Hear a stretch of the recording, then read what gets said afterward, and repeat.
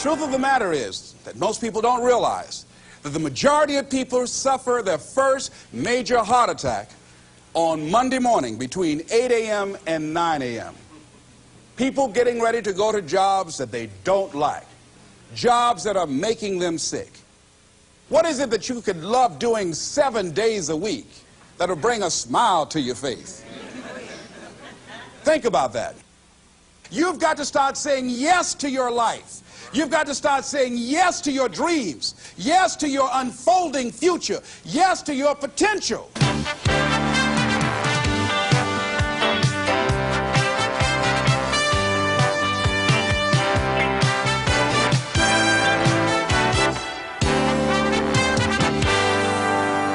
Les Brown's business is changing lives. He touches thousands of people each year. He talks to Fortune 500 companies and to personal development groups about how to find success and fulfill your dreams. In essence, his best message is himself, because Les Brown knows what it is to have come up the hard way. Les and his twin brother were adopted at the age of 6 weeks by Miss Mamie Brown, a single woman with little money and a big heart. The boys grew up in the low-income area of Liberty City outside Miami, Florida. In the 5th grade, Les was mistakenly labeled EMR, educably mentally retarded, and he became a child nobody thought would amount to anything.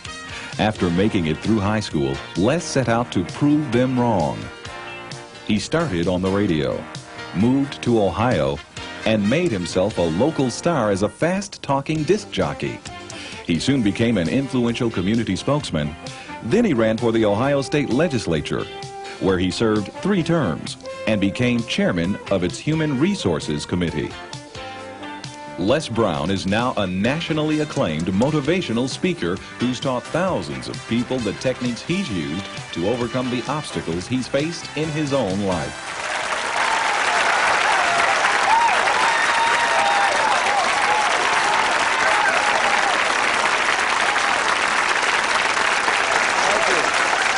Thank you very much. Thank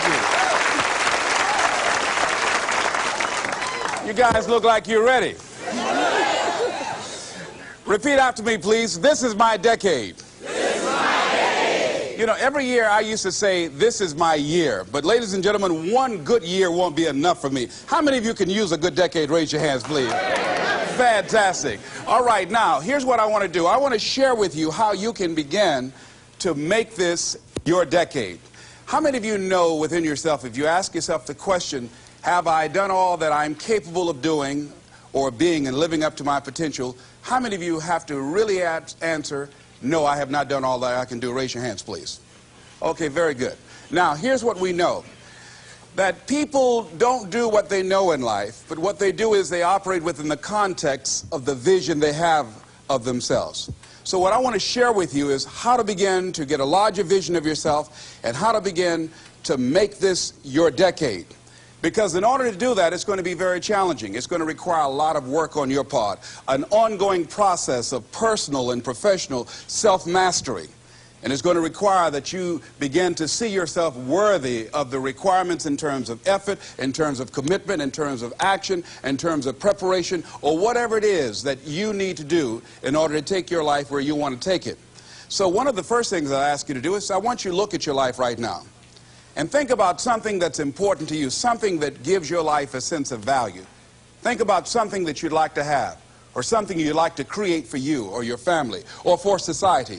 I want you to hold this thought in mind. Now, one of the first things I want you to do is don't worry about the inner conversation that you're going to have. Don't worry about how you're going to do it.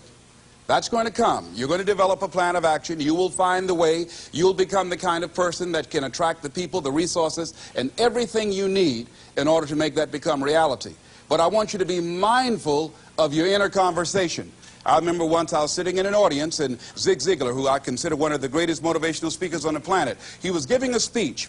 And I was out in the audience, and I saw him going back and forth, and within myself I said, I'd like to do that. I can do that. And I leaned over to the guy next to me. I said, how much do they pay him to do that? And he said, $5,000. I said, I know I can do that. And I admired him.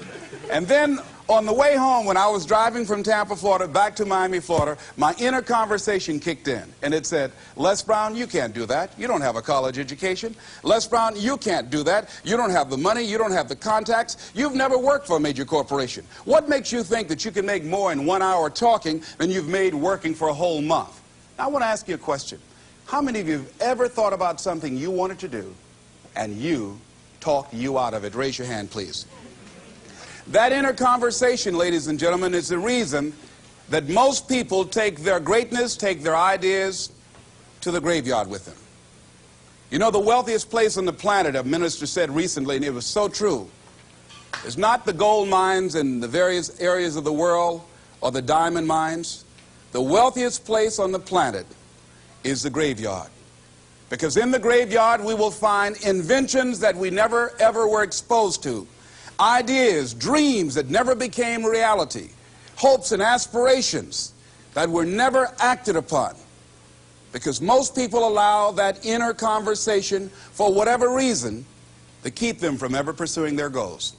So let us begin to look at what's required in order to make this our decade. Why is it that most people don't ever reach their goals or live up to their true potential? One is fear. And there are only two kinds of fears that we're born with: the fear of falling and the fear of a loud sound. All other fears we learn, like the fear of failure. The next is the fear of success. That's one of the major challenges I had to deal with. I was working on a major project, and after it began to grow and it was extremely successful, I panicked and I walked away from it and gave it to someone else because I didn't believe that I could handle it. The other thing that keeps most people from reaching their goals is that a lot of people become comfortable. They stop growing. They stop wanting anything. They become satisfied. They stop looking at ways in which they can improve themselves. They stop putting things in front of them. I was reading something by a great man, George Bernard Shaw, and he said something to the effect that to have succeeded is to have finished one's business on earth. Like the male spider who is killed by the female spider the moment he has succeeded in his courtship. And he goes on to say, I like a state of continual becoming with a goal in front and not behind. I remember after giving a speech at a major corporation, a gentleman came up to me who was up in years, and he said, you know, that's real great motivation for you young guys, but I've done all my work. There's nothing else for me to do. I said, oh yes, you've got a lot to give. You have a lot to offer. The fact that you're still here means that your business is not through yet. The other thing that keeps us from reaching our goal is not feeling worthy. That's where a lot of people get stuck. Because see, when you don't feel worthy of your goal, you will begin to unconsciously engage in self-destructive behavior, like procrastinating, constantly putting things off, squandering your time, and that's what life is made of. Something else that keeps us from reaching our goal, and that is many times because we spend so much time complaining and blaming everybody or everything. I'm reminded of a friend of mine who talked about the fact that one day he was walking by this house and some people were sitting on a porch, and there was a dog on the porch, and this dog was just moaning and groaning. So he was curious, and he asked the owner, he said, why is this dog moaning and groaning? And the owner said, because he's laying on a nail. He said, well, why doesn't he get off?